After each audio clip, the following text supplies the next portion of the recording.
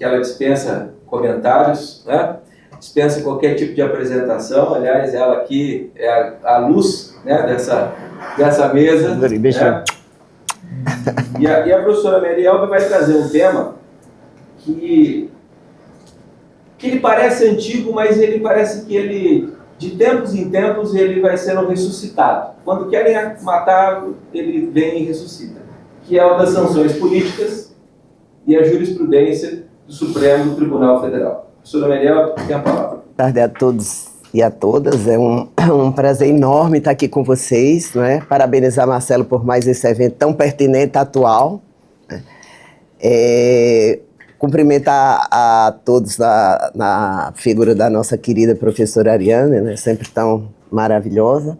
Cumprimentar meus colegas de mesa. E bom que o terceiro é bom que vocês já foram falando um monte de coisa, já me poupa e sobra o tempo para falar mais. Né? Bom, gente, é incrível que a gente acabou de ter aprovado um Código de Defesa do Contribuinte e ninguém fala nele, só fala em devedor quanto mais. Ou seja, a comissão de juristas se dedicou, se debruçou fazendo o Código de Defesa do Contribuinte, foi esquecido porque agora só se fala em devedor quanto mais. E quando a gente lê a lei, a gente vê que temos um Código de Punição do Contribuinte e não um Código de Defesa do Contribuinte. Né? Então, isso é preocupante no momento atual. E aí eu já adianto uma coisa para vocês. Temos jurisprudência do Supremo, tendo entendimentos. Eu tenho esperança, fé e amor, mas não acredito que o Supremo vai abraçar isso. Por quê? Porque os escândalos da Faria Lima, não sei de onde, mas não sei de onde, temos que pegar. Olha, outro dia eu estava numa live com a secretária adjunta da Receita, ela disse, são 1.200 devedores quanto mais. Olha, e por que não vão lá pegar esses 1.200 e sabe quem são? Ah, porque não tem lei. Temos sim. Mas, quiseram aprovar, aprovaram. Então, vamos lá. Mas como é que veio essa legislação? A primeira coisa que eu tenho para dizer para vocês é que, além dela ferir a Constituição, ela se fere a si mesma. Então, tudo que você tem de direitos e garantias lá na frente, lá atrás ele está dizendo litigiosidade, menos onerosidade. Quando chega lá na frente, lá atrás ele tira tudo isso. E aí, o nosso artigo foi direito à cura ou decretar a pena de morte. Isso aí eu só digo ao final para vocês prestarem atenção em tudo que eu disser daqui para frente. A lei de recuperação judicial, que essa foi atingida frontalmente, que tinha o objetivo de quê? Preservar a empresa, empregos e pagamento do tributo. Isso tudo foi esquecido. Abro logo um parênteses. Eu não sou a favor de fraude, de sonegação, de operação estruturada. Esse contribuinte realmente merece morrer. Ele não, mas a empresa merece ser fechada porque é uma concorrência desleal, realmente. Mas o que a gente precisa saber é quem é esse contribuinte, quanto mais. Ou seja, vocês vão achar incrível o que eu vou dizer, mas pode ser qualquer um de nós, de vocês. Basta dever acima de 15 milhões, 4 períodos seguidos, ou 6, tá? Você virou devedor quanto mais. Então, grandes empresas prestadoras de serviços que têm um patrimônio baixo, que é o comum, elas podem ser atingidas. Mas vamos lá passar para frente. Grandes avanços, já falei, direitos e garantias, né?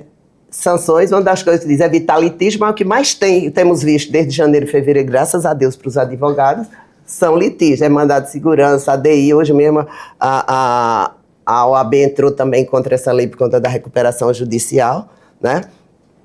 E aí o que é interessante, se na parte relativa aos direitos e garantia do contribuinte, nada disso for obedecido, qual é a sanção? Mandado de segurança. Litígio.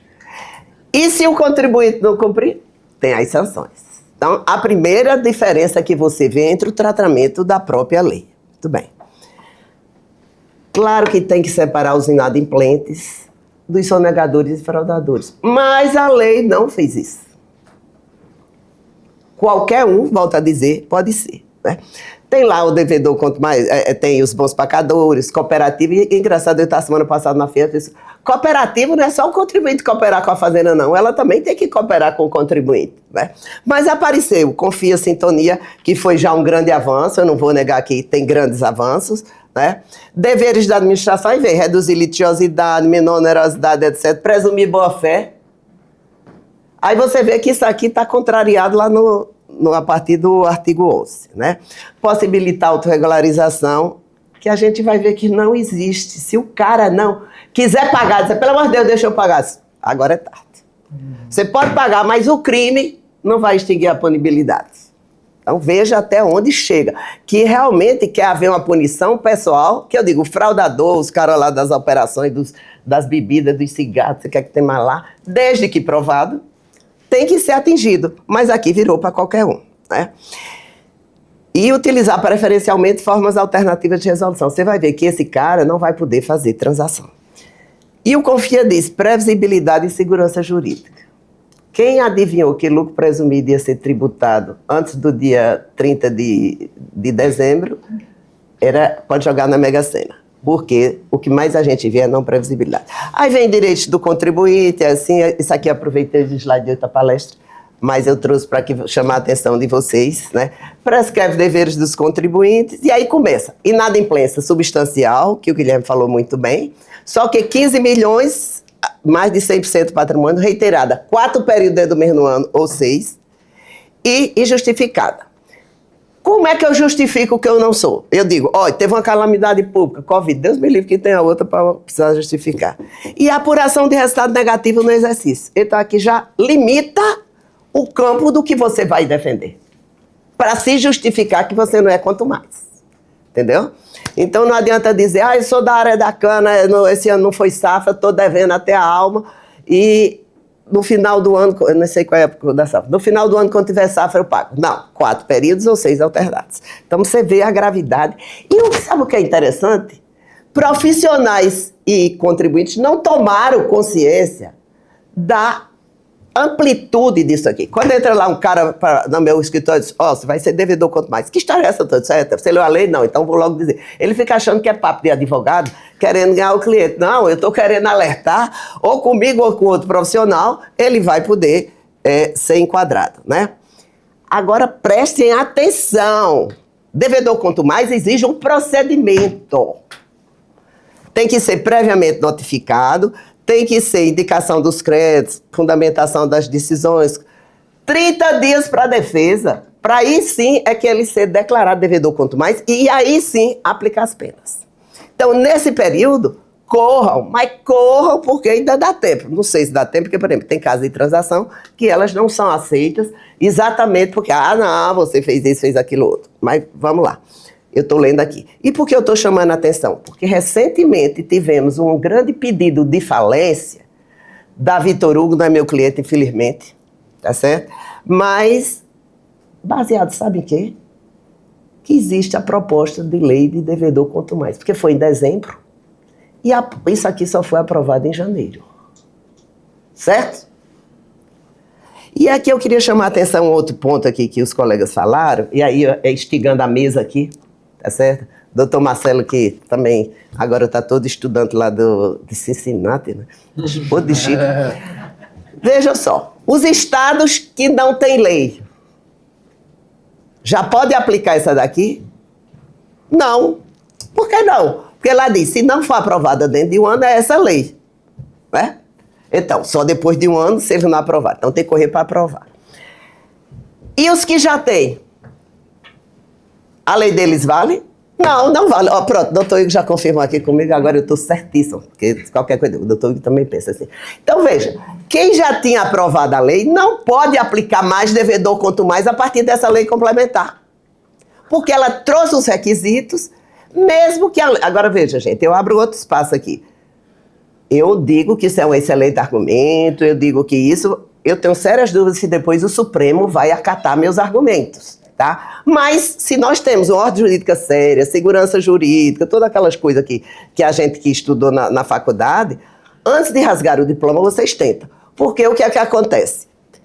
Essas leis não têm mais validade, porque agora tem uma lei complementar geral que trata do tema e diz as características. E aí não interessa se São Paulo tem uma lei que já diz igual, não. Acabou-se.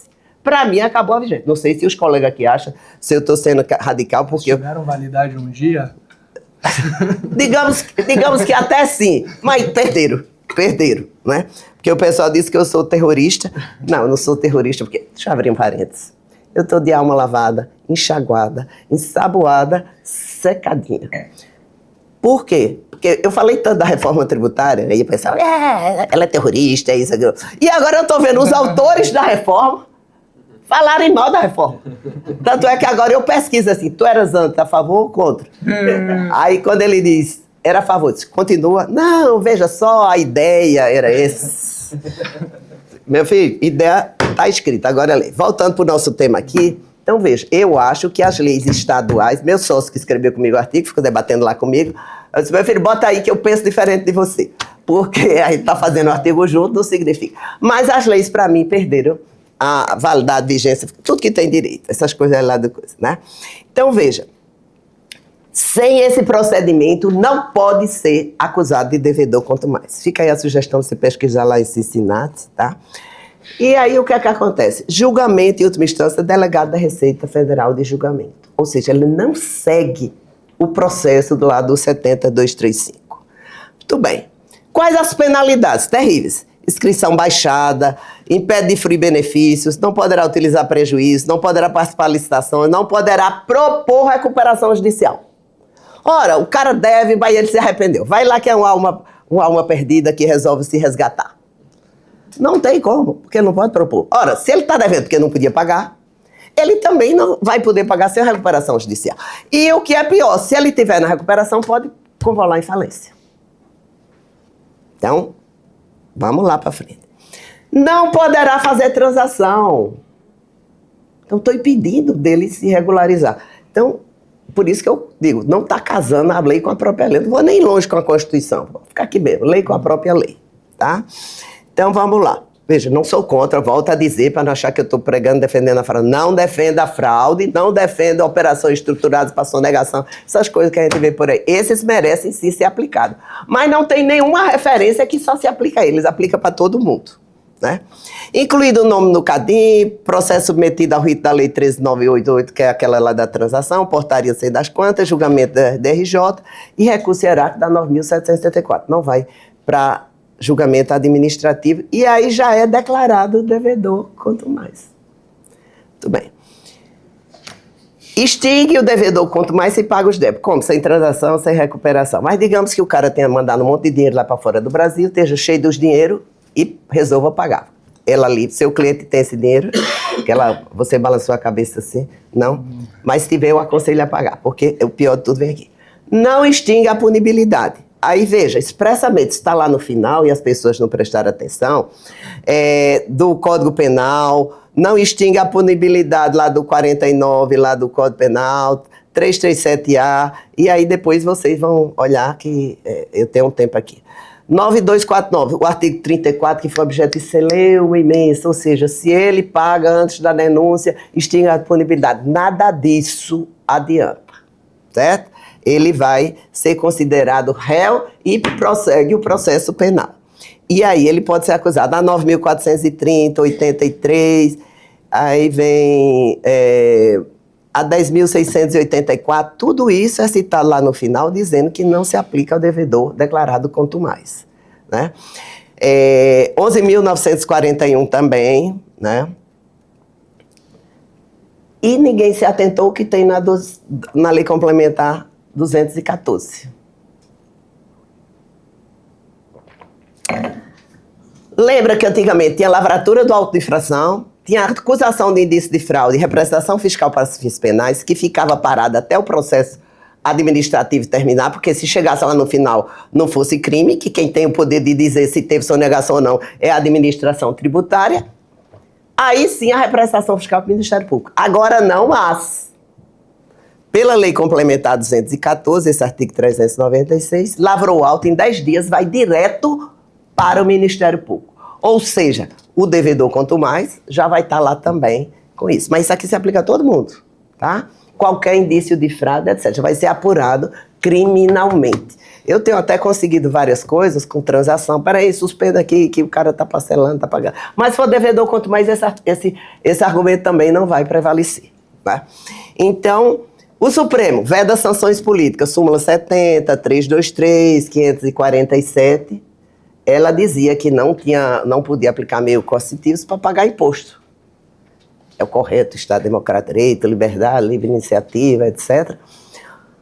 Mas aí vem o caso da América Virgínia, que o colega falou aqui, que isso foi bem antigo, né? Foi julgado em 2013, né? Sanção política, não pagamento de tributo, cassação. E foi não considerado por conta da questão da livre concorrência, né? Então, isso antes mesmo de se falar nessa lei de devedor quanto mais. Imagina agora, né? O RE 5507 afastou a qualificação dos fatos de sanção como uma sanção política, dizendo que cigarro é tolerado pelo Estado, não é um meio de coagir o pagamento de requisito de manutenção da outorga, né? Inadimplência com contumácia é estratégia de negócio que usa a sonegação com vantagem competitiva. E achei interessante você trazer a questão do CAD, que deveria ser chamado a se manifestar. Quem é que vai decidir se houve ou não concorrência? É a autoridade que estiver lá, municipal, estadual, federal. Você está aí sonegando, né? Então, concorrência desleal e aí, devedor quanto mais, né? Tem esse julgamento que foi iniciado em 2010 e foi terminado lá em 2023, vê como o negócio demora e a gente fica aí na expectativa, né? Não pagamento de tributo, indústria tabagística, cancelamento de registro especial, alegada restrição à liberdade, não vigorou. Ou seja, não precisou nem mudar a lei. O Supremo já estava mudando a configuração do que era sanção política. Então, às vezes eu falo com um colega, não, mas isso é a sanção. Eu falei, esquece, isso não vale mais. Agora vamos partir para outra argumentação. Então, claro que você vai argumentar isso, mas não pode ser seu principal argumento de defesa. Por quê? Porque mudou a jurisprudência. Mas vale entrar. Por que vale entrar? Vai que muda a composição. Vai que tem outra coisa. Vai que, né? Então, eu digo o seguinte, eu antigamente, quando saiu uma tese, eu não vou entrar com essa tese é furada. Oxi, vamos entrar com a tese, vai que vai depois. E aí dá um efeito de modulação, que foi a coisa mais absurda que aconteceu no ordenamento jurídico brasileiro. Um estímulo ao litígio. E aí, acho que foi quinta-feira, ou seja, eu estava lá em Goiás, aí o colega estava lá dizendo o seguinte, não, mas tem que ser limitado esse poder, etc, esse negócio. Eu disse, sim, estamos no Brasil. Então não estamos nem na Suécia, nem na Finlândia, nem na Índia, nem nas coisas tudinho. Ou seja, quem vai aplicar somos nós mesmos. Então quem vai interpretar somos nós mesmos. Teve embargo de divergência, ministro Gilmar, que a sanção política somente estaria configurada se houver... Agora isso é interessantíssimo. Atenção. Estaria configurada se houver inviabilidade da atividade empresarial. Então, o que é que você vai ter que provar? Que, no caso do seu cliente, aquela sanção inviabiliza a atividade empresarial, porque aí você vai confrontar com o artigo 170 da Constituição. Então, atento, não diga, isso é sanção política. Não. Mas também não é só dizer não. É provar que, realmente, se isso acontecer, está inviabilizada, a empresa vai fechar as portas. Tem essa outra do ministro Nunes Marques, né, a tal da regime especial de fiscalização, instituído, essa foi bem recente também, já fala em devedor quanto mais, e aí eu digo uma coisa para vocês, não deu tempo seguir o procedimento. Então, se não houve um procedimento para identificar o cara como devedor quanto mais, ele pode virar devedor quanto mais? Claro que não. Agora, eu tenho uma lei. Antes eu não tinha lei que dizia que era obrigado. Agora, a lei obriga. Então, qualquer pessoa para ser considerado devedor quanto mais, e pode ser qualquer pessoa mesmo. Os estados, inclusive, podem ter um limite menor do que 15 milhões. Porque realmente, imagine meu município lá de Ipubi, nos confins da terra, que foi onde eu nasci, a cidade linda, maravilhosa, mas está lá no sertão de Pernambuco. 15 milhões para ela, não existe nem esse contribuído, né? Porque eles estão tudo bem abaixo disso. Nem tão longe, São Paulo é 1.500.000, 40 mil FESPs. Pronto. Então, veja só, é isso. E aí fica outra pergunta, caros, meus queridos. Se a lei estadual de 1.500, a federal de 15 milhões, ele vai ser quanto mais para o estado, não vai ser para o federal? Essa é a pergunta que eu quero deixar para vocês, embora já tenha um bilhete amarelo aqui, né? Então, veja só. A submissão do inadimplente a regime fiscal diferenciado sem viabilizar, primeiro ponto, tratamento diferenciado dado ao contribuinte inadimplente, não viola os princípios da liberdade de trabalho, inadimplência quanto mais desequilibra artificialmente as condições de livre concorrência. Então, quais seriam nossos argumentos hoje? Não afeta a livre concorrência? Peraí, sou eu só. Não é que alguém deu um exemplo aqui, sou eu só, como é que eu não tenho concorrente? Né?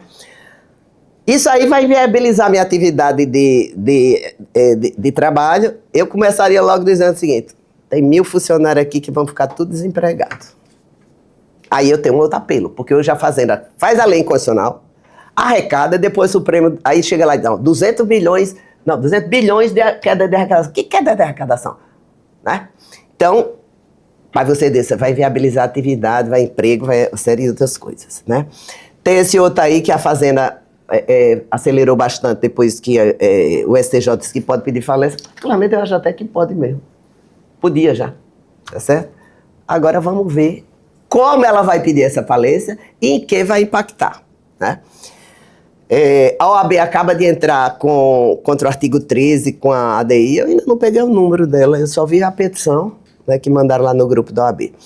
E aí temos o grupo Vitor Hugo, que ele fala devedor quanto mais, e o que é interessante, lá no último ele fala devedor quanto mais previsto do PLP 125. O negócio é tão sério que nem tinha sido aprovada a lei, já usava algo que estava no PLP.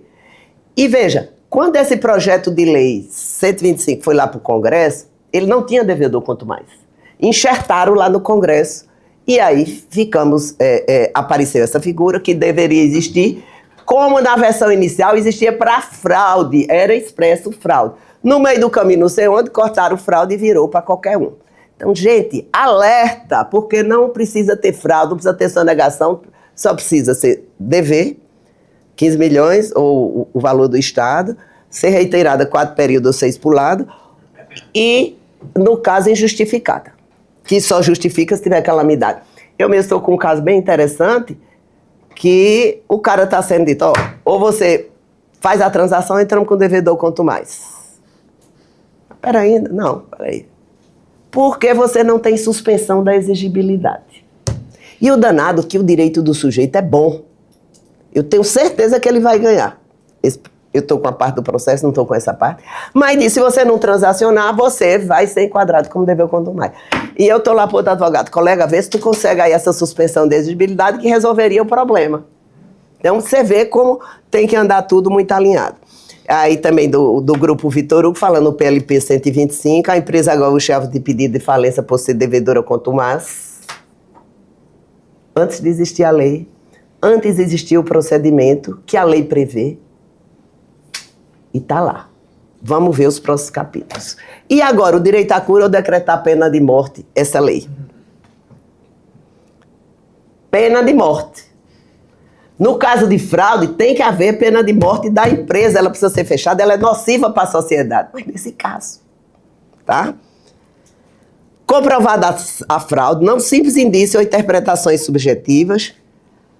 A 225 é geral e abstrata, vários pontos de inconstitucionalidade contraria o Supremo Tribunal Federal, mas esse, para mim, não é o grande argumento. Tá? Aproveita fazer um merchandising aqui do nosso livro A Consensualidade, né, que eu sou presidente do Centro-Preto, Centro Nacional para a Prevenção e Resolução de Litígios Tributários, né, eu não sou a favor de litígio, embora agora tenha que litigar. Esse outro é de graça para os advogados, baixa aí o QR Code, né, dizendo como é o regime tributário. Doutor Marcelo, obrigada, doutor Marcelo aqui também. Desculpe ter cedido um pouquinho o meu tempo, mas eu acho que esses pontos são muito interessantes e são alertas para nós estudarmos e debatermos. Isso merecia um debate assim, sabe, Marcelo, para a gente... Eu digo, tu acha isso, mas eu acho isso, tu acha que é para a gente ficar discutindo entre nós mesmos, para a gente elucidar, porque está se fechando o cerco contra qualquer devedor. Eu acho justo, o Estado precisa arrecadar, só que tem aquele devedor que está em crise, que não pode pagar. E esse também merece morrer junto com o outro. Obrigada, são essas minhas colocações.